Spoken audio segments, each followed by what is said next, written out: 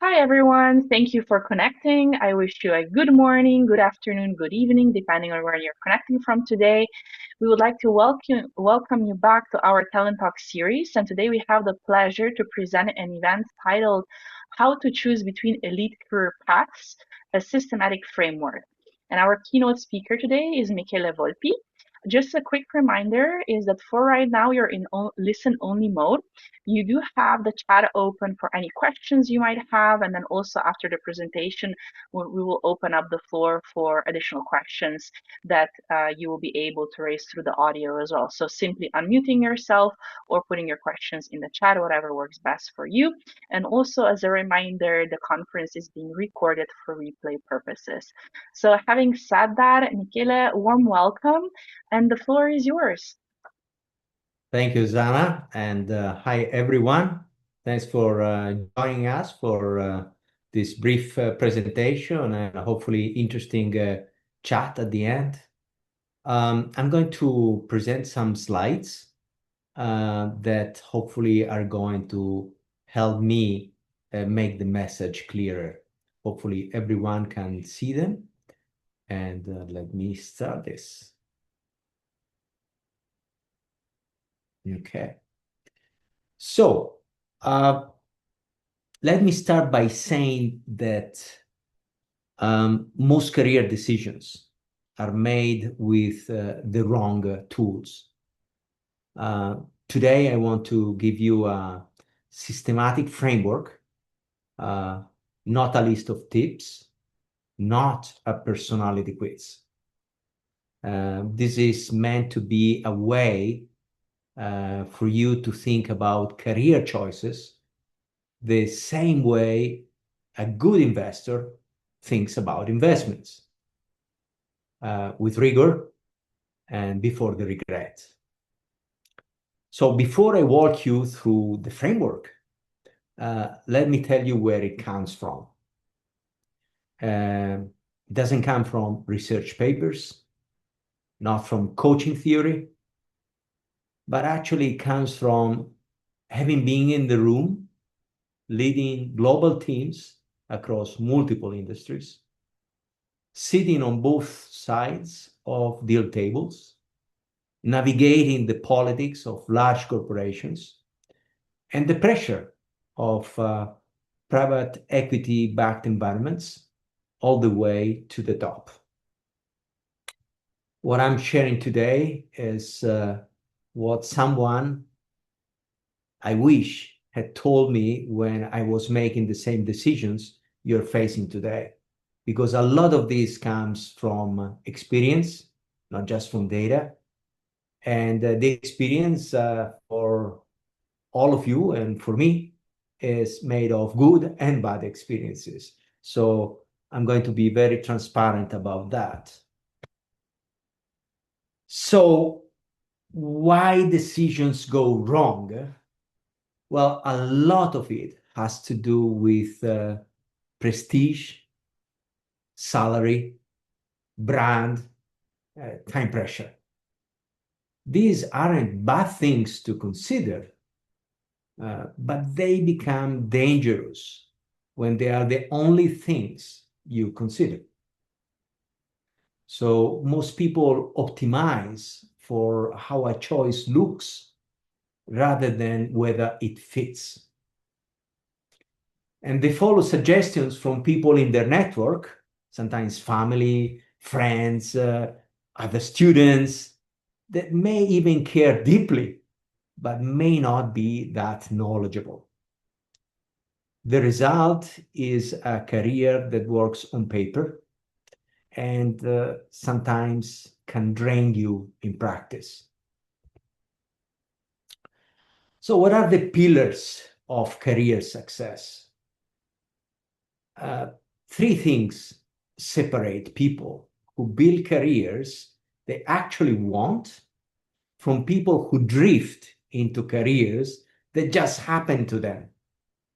And this, unfortunately, is very often the case. I remember when I was a kid in high school, I wanted to be a writer. I wanted to be a journalist. ended up being a businessman. So as you can see now, towards the end of my career, I'm writing books, I'm writing articles, and I'm trying to share my experience, including the mistakes that I made. Knowing yourself, knowing the world you're entering, and staying awake to the signals that tell you when something needs to change are clearly important pillars of career success. For career changes specifically, pillar 2 is usually the bottleneck. Pillar 2 is knowing the world you are entering. And like in deals, something that is part of the process, but is very seldom done properly, is proper due diligence. And it's a mistake that I have made, that I've seen made over and over again, not dedicating time enough, not being careful, not being cautious, not being thorough at researching information. Whatever you are a headhunter, checking candidates, whatever you are a candidate, checking career, employer, role fit, or you are an investor acquiring a company, due diligence is key. So that pillar 2 that you see on these slides is usually the bottleneck. Most people know they want out. Very few have done the terrain mapping of where they're actually going. That's why in my book, I also speak about people spending more time on planning a holiday than on managing their career.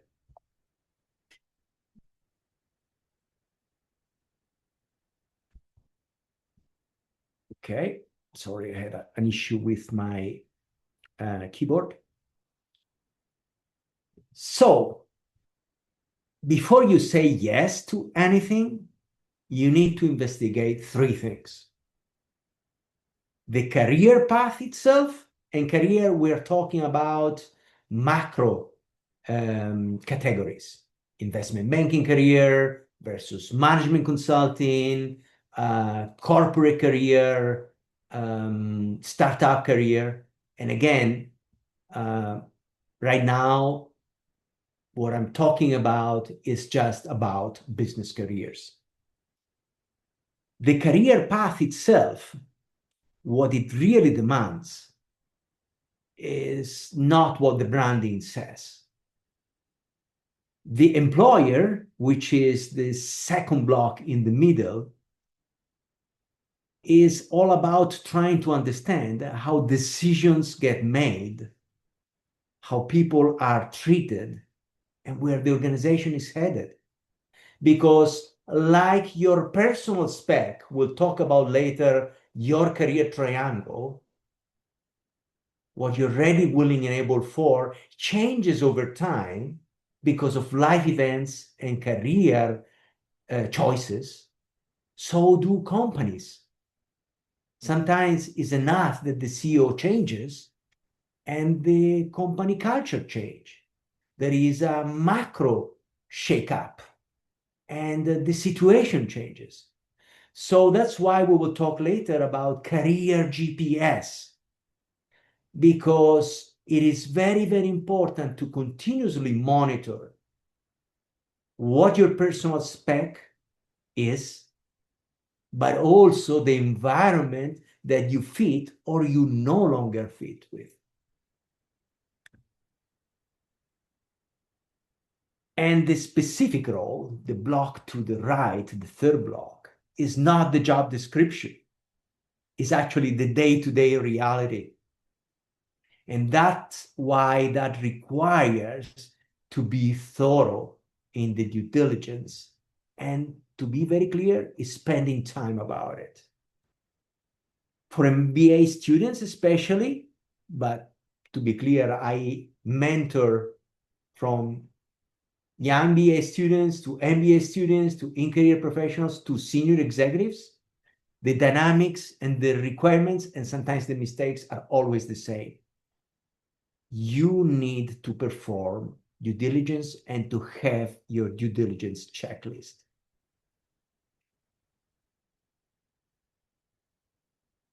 So let's get into the career triangle, right? It's a very simple framework, but it's very insightful. And differently from other assessments or personality tests, it's very transparent. The variables are there and the information is being provided so that you can monitor and, like with every GPS, reroute based on how your personal spec changes or the environment that you fit or don't fit changes. So it all starts with self-knowledge, which is not clearly personality typing. It is three specific questions. Are you ready? Which means ready to make the sacrifices that a specific career requires, a specific employer requires, a specific role requires. And effort readiness is a variety of variables. I'm talking a lot about that in my website, michelevolpi.com. But it goes from long hours to being able to relocate around the world. So there are lots of variables there. We can discuss more about that later, but it's all about, are you ready for the efforts? Too many people look at how it looks on the outside, the prestige, the brand, and don't analyze enough the efforts that are required and the efforts they are ready for. Understanding, as I said earlier, that those efforts change over your lifetime.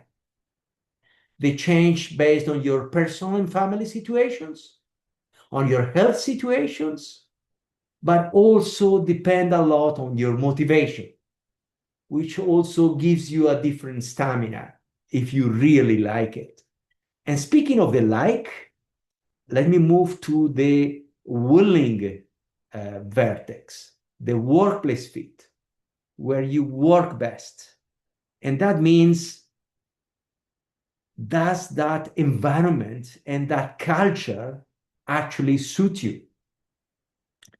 Look, when I was in career and I was believing in the ladder at the time, I was going for it. I got to the CEO jobs, to the board jobs. I was really dismissing the culture as something soft, touchy-feely.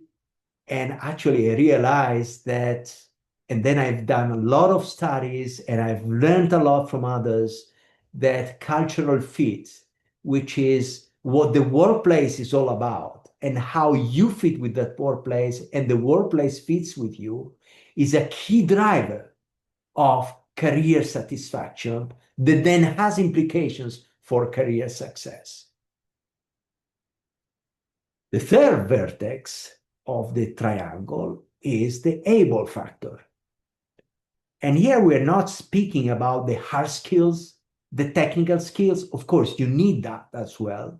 But what the triangle focuses on is really, do your strengths match what this role, employer, and career genuinely demand? So not what you wish your strengths were, but what they actually are right now. And understanding that when you get to the role, you're also speaking of level of responsibility. Therefore, when we're talking about abilities, we're talking about more of hardwired capabilities, managerial courage, accountability. Accountability means not really efforts, but means results. And that means, what are you able for right now? Remember, this changes over time. So let's make this concrete and use an example simply because lots of MBAs have these two careers top of mind. I've worked with lots of investment bankers and management consultants. I've been a management consultant myself, not a good one though. And they are two of the most sought after paths for MBA graduates. But I think this is helpful also for BA students, but also for in-career professionals. They're saying, hey, why don't I pivot to one of these two careers? Investment banking versus management consulting. Starting with the ready factor, the ready vertex of the triangle, the sacrifice question. IB asks you to give up time, freedom, and personal balance in exchange for compensation, a lot of money. When I was in the board of an investment bank, I cut checks of $20 million, not for the CEO, but for producers. So yes, there is a lot of money. Yes, you go fast, but you need to be ready to give up time, work 16 hours a day, including Saturdays, freedom, and personal balance. And of course, you get deal exposure, you get prestige, you get a lot of money. And there is no good or bad in that. You just need to know, educate yourself on what is offered and what is required at career level, at employer level, and at job role level, and what you are ready, willing, and able for. It is very personal. Consulting, differently from investment banking, asks you to give up predictability and stability in exchange for variety, learning, and client exposure. Neither is harder, neither is better or worse, but they are different kinds of hard. They're both hard. If not, you would not be getting a lot of money and fast career progress and lots of exit opportunities. But the question is, which kind of hard can you sustain? Like we talk about business sustainability is also personal sustainability.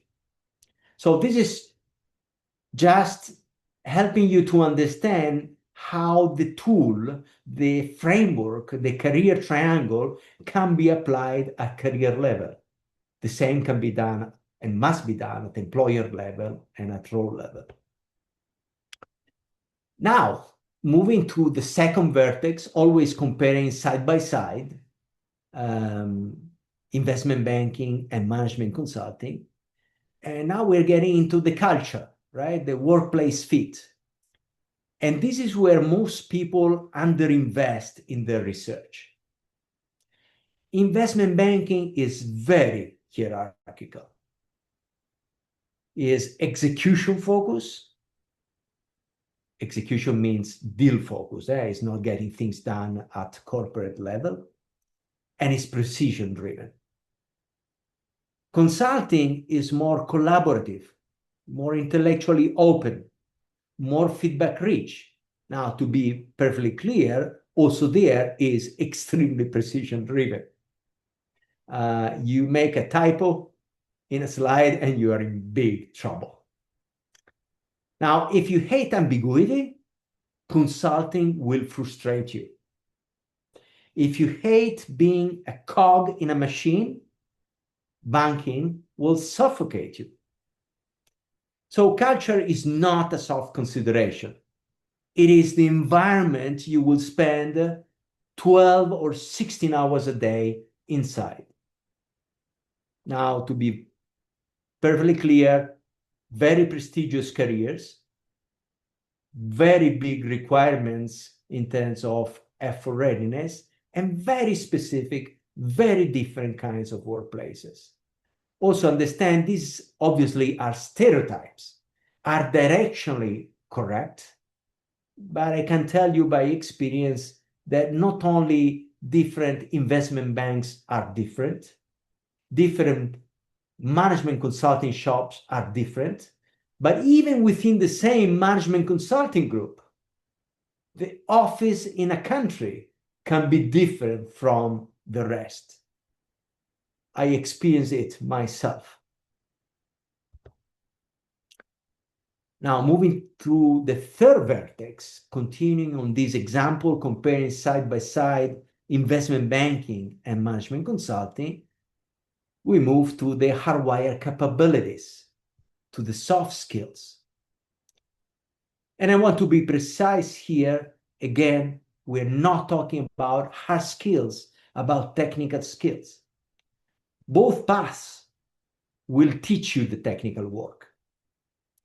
This is about soft skills. Bankers succeed through discipline, endurance, and operational rigor. Consultants succeed through structured thinking, storytelling, and people skills. So ask yourself honestly, because you owe it to yourself, sugarcoating your CV and adapting it to a job spec is not going to do you any good. Maybe you get to interviews. Maybe you could even get the job, but will you be ready, willing, and able to perform and to enjoy later? That is what you should focus on. So which of these come more naturally to you? These soft skills that are required. Not which sounds more impressive, but which one is actually you. I'm sure this will come up in the Q&A. It is obviously extremely difficult to self-assess yourself and also to gain perspective, on a 1 to 5, are you a 5 or are you a 1? And getting an overall perspective and understanding that the higher you go in responsibility or the more prestigious the company you're joining, the higher the bar is. So my suggestion, because there is never a perfectly right or wrong answer, is perform 360s. Ask people that have seen you in action. And when you're early in your career, it can be your friends, can be your family, can be your teachers, can be your other peer students. But ask them where they see you best at. Also observe where do people repeatedly come to you for help. And the other suggestion I may give you, and again, these suggestions are not just for students, check that when you're saying that you're good at something also under stress. Because in stressful, in difficult situations, the real you comes out. And you really need to make sure that you are able to deliver day in and day out. So repeatability is important, and under stress is important. So summarizing these two careers, again, is an example and is at career level. Both investment banking and management consulting are high effort, high prestige paths, but they reward fundamentally different types of energy. The mistake people make is choosing based on outcome, the famous exit opportunities, the salary trajectory, the brand name on the CV. Actually, the better question is, where is my effort sustainable? Where does my mindset fit? Where do my natural strengths shine without me having to perform a version of myself I am not? And let me stress that, because today there are so many tools, and I'm not just talking about artificial intelligence that everyone makes it guilty for everything, but there are lots of tools that help you to Photoshop your CV. The point is that that's not gonna bring you career success and happiness, especially in the long term. Spend time in researching careers, employers, and jobs that fit your personal spec at a specific point in time. Fit is key for success. The best career path is not the one others admire. So don't follow the herd. Don't follow, oh, everyone tells me this is cool. It can be cool for others. What is really cool for you? It has to be the one where you can keep going. So careers are not set and forget decisions. 3 patterns tell you something has gone wrong. And that is truthful for BA students, MBA students, in-career professionals, senior executives, CEOs, and board members. Burnout. Burnout, as I define it in my book, The Career Remix, and on the website michelevolpi.com, is not based on you're not producing the efforts or you are working too hard. It's about you not fitting with the workplace. Something is wrong with the willing side of the triangle. In that case, burnout occurs because you are capable and hardworking, but you are playing the wrong game. So you don't belong, or that environment doesn't belong to you. The workplace doesn't belong to you. Frustration instead happens when you care deeply and work hard, but you lack the skills to convert effort into results. Your able vertex is not fitting. And again, it's not that it's weak. It's not that you are bad.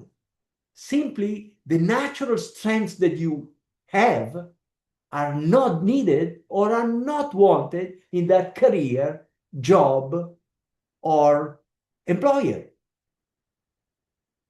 It's not really about you. The third one, call it misalignment situation, is what I call drift, the drift pattern. In that case, you have real potential, but your effort is inconsistent because you were never really fully committed. There are also, and this matters, the 3 entry points for career changes. You know, if you are in a situation of burnout, make sure that when you pivot to another career, employer, or job, you are not going to fall in the same situation. So understand what are your workplace preferences, that top willing vertex, what has not been working in that career, employer, and job, and make sure that you research thoroughly through desk research, through interviews, through networking reach outs, and through the probation period to make sure that the new home doesn't present the same issues. If you are already in transition, look at this and ask yourself, which pattern got me here? Because the answer changes what you need to do next. So the framework is very simple, but the answers are not that easy. And you have to do a lot of introspection on one side and a lot of mapping the terrain, research, due diligence, and don't take things for face value. You need to thoroughly research. Even when you research a company, you cannot just go for what is written on the website. And we will talk about that in the Q&A, but I tell you something right now that is going to be surprising to some of you or provocative. It's not just that sometimes companies do not necessarily disclose who they truly are, what it takes to succeed there, and what is really offered there in terms of the career triangle is that in many cases, they do not know. In many cases, the declared culture is different from the lived culture. I can tell you later, for those that are interested in the Q&A section, an experience that I had with a company where we tried to build their company spec, and the surprising findings that came out of that. But we're going to do that maybe later in the Q&A if we have time and if there is interest for that. So I mentioned earlier the word career GPS, right? And everything I've shown you today fits inside this structure. It starts with self-orientation, exactly like in a GPS. Know your coordinates. Opportunity orientation, map the terrain. Decision orientation, choose your route and be ready to reroute accordingly. A GPS, remember, doesn't change your destination. It tells you where you are, it shows you the terrain, and helps you to navigate. You drive. Your co-pilots may help you. Co-pilots can be colleagues, bosses, direct reports, coaches, mentors, sometimes mentees. I learned so much from my mentees. I love them. That is actually what a good career framework does. It does not tell you what you want. It helps you to get there with your eyes open. So what I've done for you and for others is I've tried to, and this has just started, right, in the last 6 months. So every day we're trying, together with my wonderful tech assistants and my mentees, to make this better every day. So we add a new content. So feel free to contribute, to give ideas, to criticize, to make this better.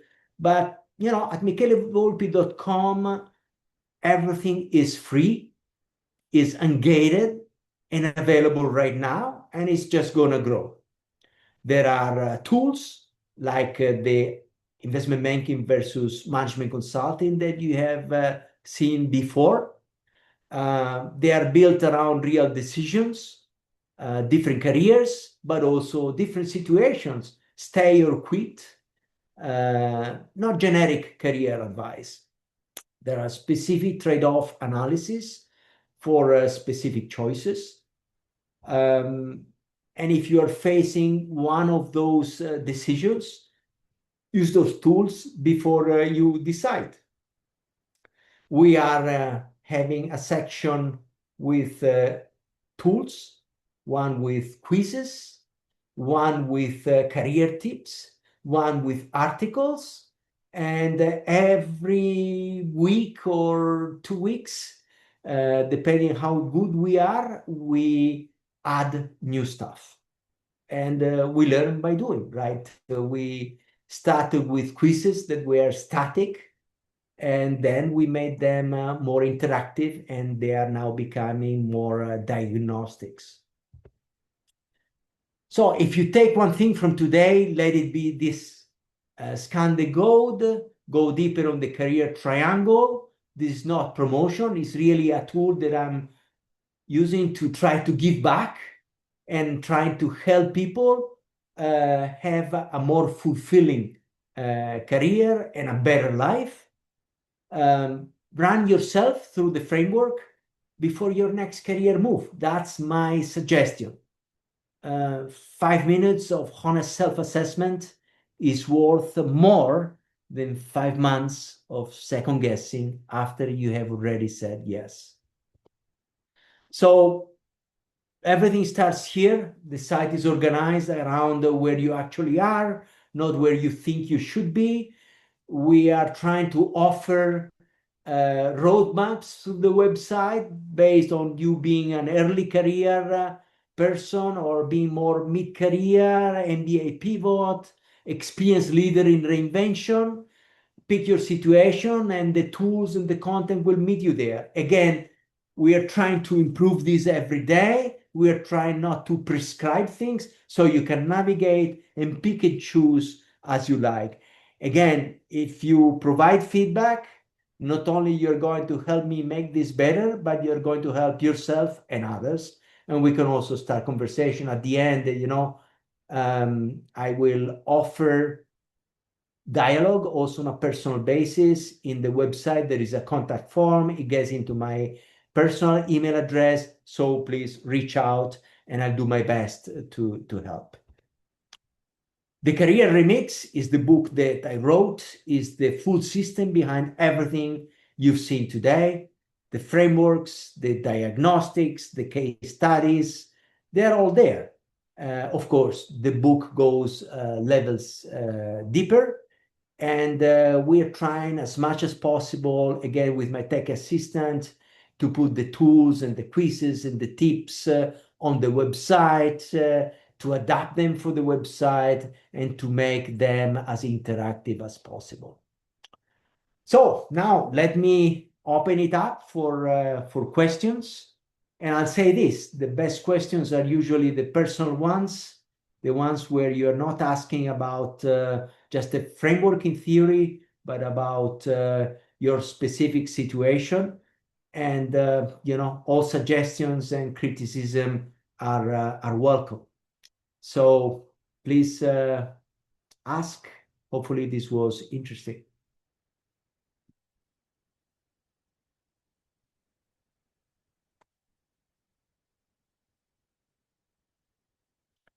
So let me see if there is something in the chat. Okay, the first question is, how do I find out if a low willing or a low able or a low ready is job type linked or employer linked? Well, this is a very good question because you have to check both.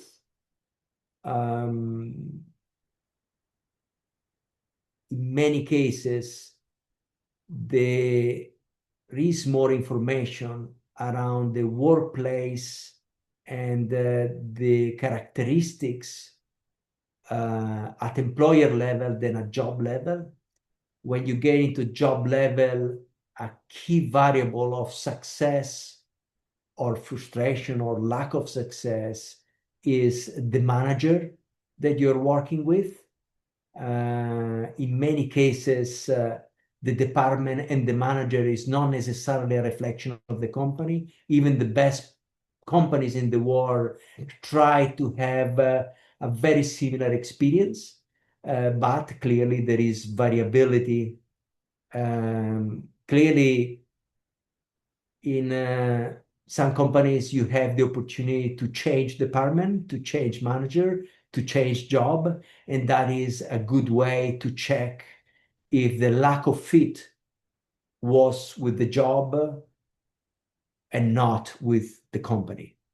Typically, in great companies, they try to make sure that the employee experience is the same across.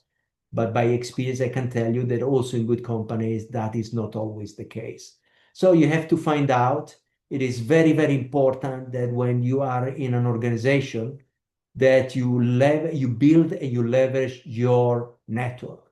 Your network helps you also in questions like this one to understand if different departments, different managers, the environment and the culture is different than where you are. So my suggestion, and sorry, I'm building my answer and thinking about it as we go, is really to leverage a lot your network also outside of your department, of your country, and that is very, very valuable. The network will always help you, both within your employer and in the broader environment.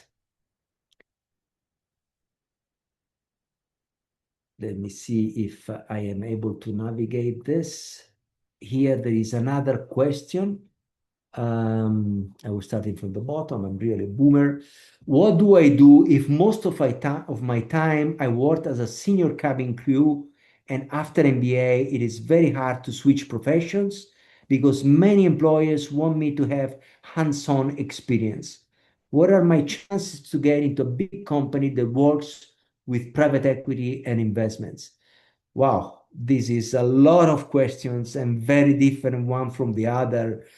Um, the chances to get into let me start from the bottom because it's the first thing that I think I understood best. Into a big company that works with private equity and investments. Well, my suggestion is get the tool in the website that highlights private equity, career versus venture capital. There is a specific tool on that. Check the ready, willing, and able information, and that should be a preliminary guidance for you. Again, understand that's a stereotype, like if every private equity fund was the same, and they are not. I've experienced it myself. Um, I worked with one, was amazing, loved that culture, that approach. Wasn't the same with another one. So really research that and understand what is required. Due diligence. Do a lot of this research. Leverage your network. Use a lot the interviews. One of the biggest issues, and this happens also with senior executives. Everyone gets into an interview like if it was a test to pass. You have to ask questions, of course, appropriately when it's the right time, but you need to know what is going on at that company, what is really required. If it is a good company and you have a good manager and good HR team, they will appreciate your questions. They have to be smart questions. So prepare them in advance. And to come with smart questions, you need first to have your own personal spec. What is important for you? Who are you? What makes you different? To understand the fit. And also, when you go into the interviews, make sure you have the opportunity to get interviewed and to interview also peers. And even better, if you have a team, direct reports. So that is a key element of due diligence. You have to sniff around. When you go for interviews, observe what is going on, observe the dynamics of the people. And is it okay for you or not? So again, I know I'm speaking of the obvious, but common sense is not so common. Define what is important to you first. So let me move on. Andrea, I know I answered only a part of your question, but it was a pretty loaded one. So let me now move on to someone else. Um, okay, now here I see lots of uh, internal chats. I love it. Can you specify when you mention is a lot of money? How many K per year is the range? Well, I thank Paul for replying already. I love it. Thank you, Paul. Yes, clearly it depends on the role, depends on the seniority, depends on the company. But if you are speaking, for instance, of investment banking, to be perfectly clear, you shouldn't really look at the base salary. You should look at the bonuses. That's where everything happens. And there you are in the millions, you are in the tens of millions, right? It depends on how good you are. And yes, to be perfectly honest, investment banking, you can make a lot of money and a lot of money fast. If that is your priority, not being any judgmental, just make the rest of the due diligence that you're ready to undergo those efforts for a longer period of time. If you are the right person, then you're going to be a great fit. And sometimes you say, hey, I just want to be an associate for 2 years, and then I go into private equity because that's really the path. And that's good. Just make sure that you get into any career knowing exactly what you're getting into. So, like yeah, Google it, yes. So again, Abby says Google it. That's a very good point. There is an enormous amount of information out there. Artificial intelligence is providing you even more tools, so use them. Just learn how to use artificial intelligence properly. Don't take it for face value. And it's not a difference between having the pro version versus not having the pro version. You always have to perform sanity checks. You have to go deeper because critical thinking, business judgment, you will always need it. And that is what artificial intelligence actually requires even more of today than before. So, yes, there is a lot of information, but you need to have your own compass to navigate it.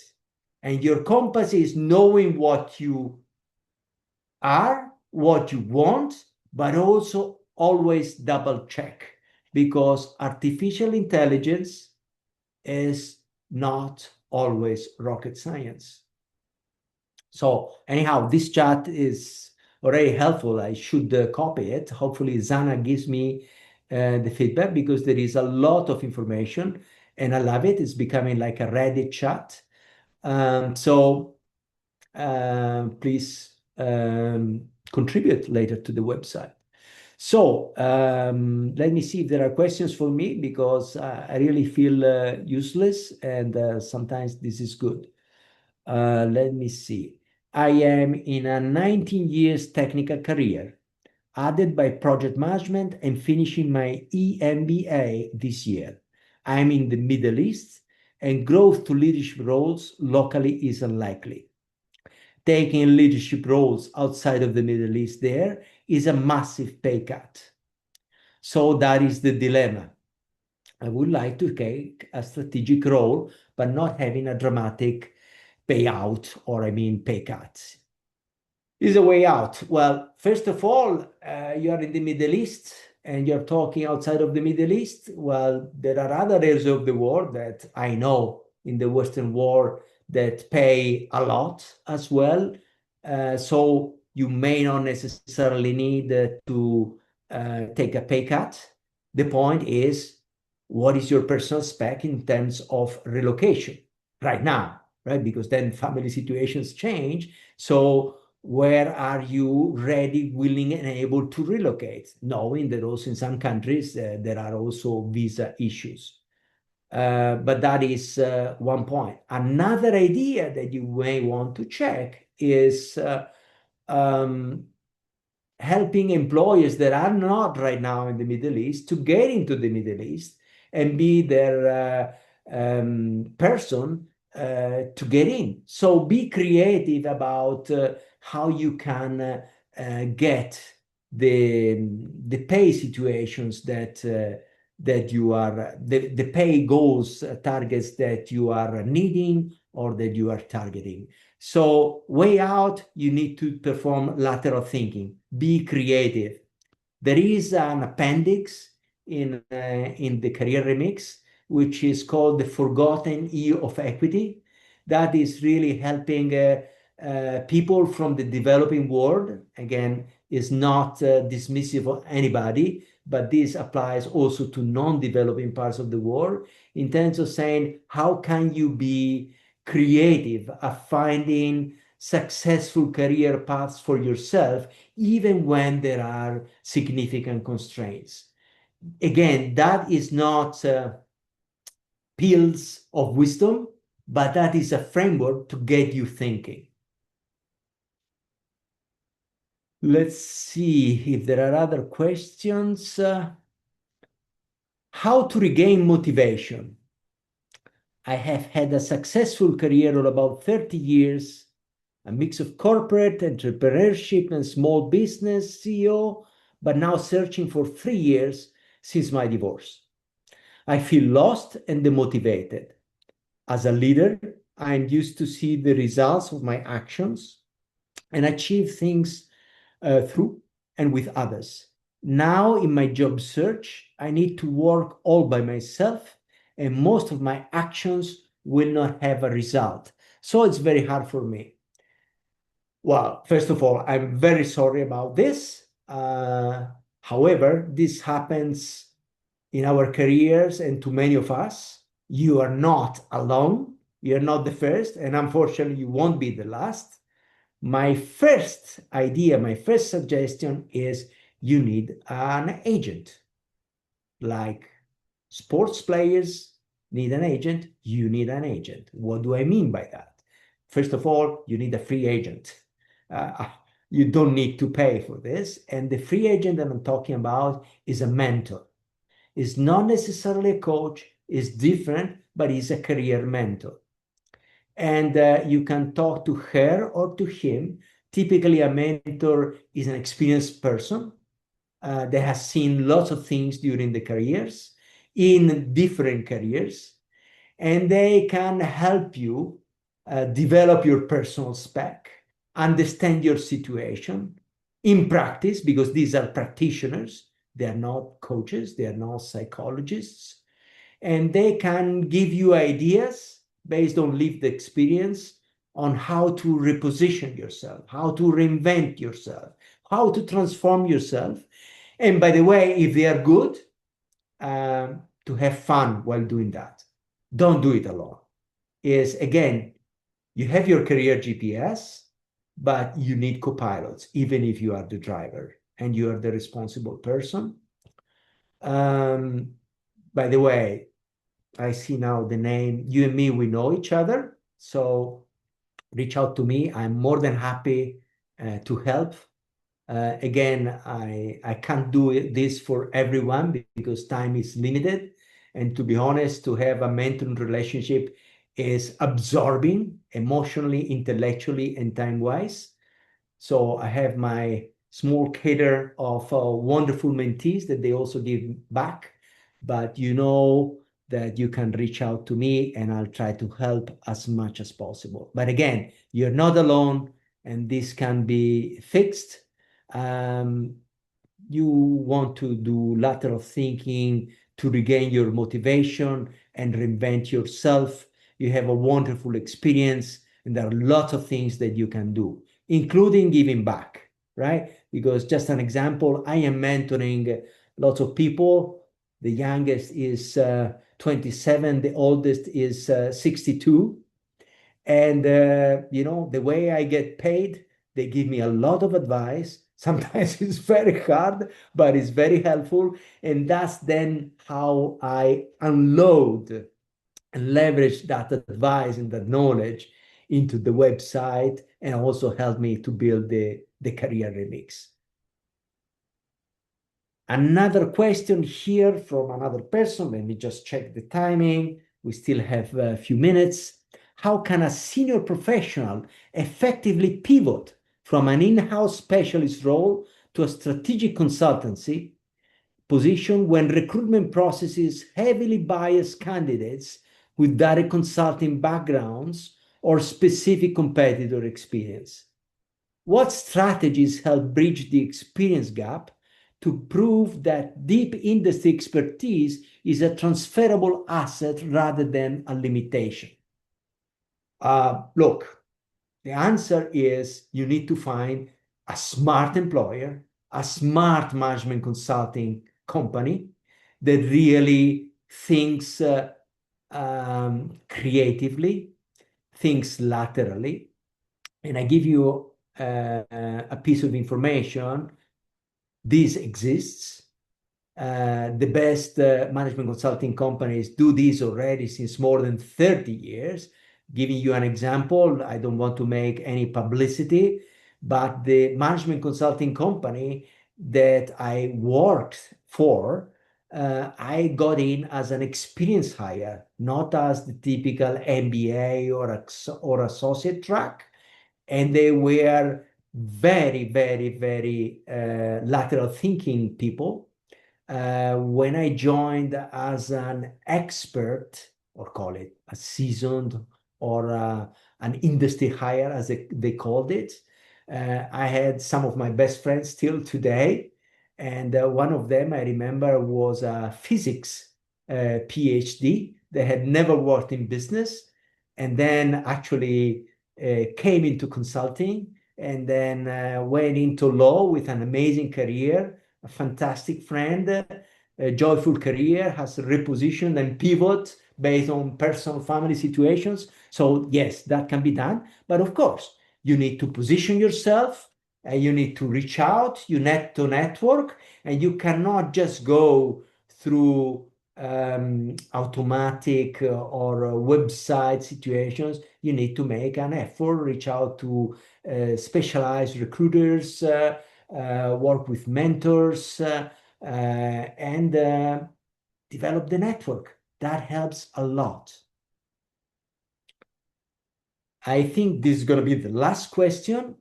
I have 6 years and there are many more. So, Zana, I hope we can keep all of those. And hopefully, if I have not been able to answer, please get back to me also directly, Michele at michelevolpi.com, so I can help you out.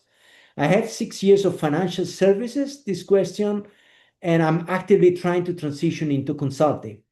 How does your ready, willing, and able framework apply to someone who is strong on able and willing, but lacks the traditional consulting pedigree the firms look for? Again, I think I already replied to that.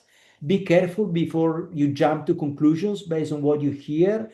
Management consulting companies today, even more than when I was there, have not only the traditional MBA path and the industry hire, but they have different groups that work with startups, with ventures, with technology. So there are many more opportunities that you can think of.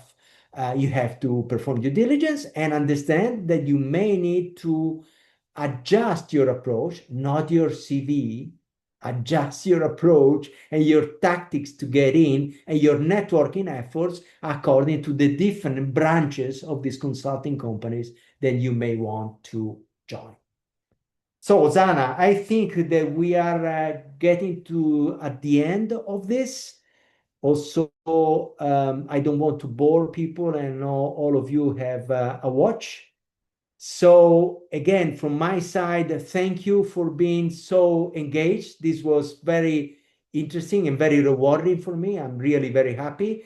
I hope you get more information from the website, from the book. And again, I'm not trying to sell anything. Is the website is free. The book, unfortunately, is not because I'm using Amazon and they want to get paid.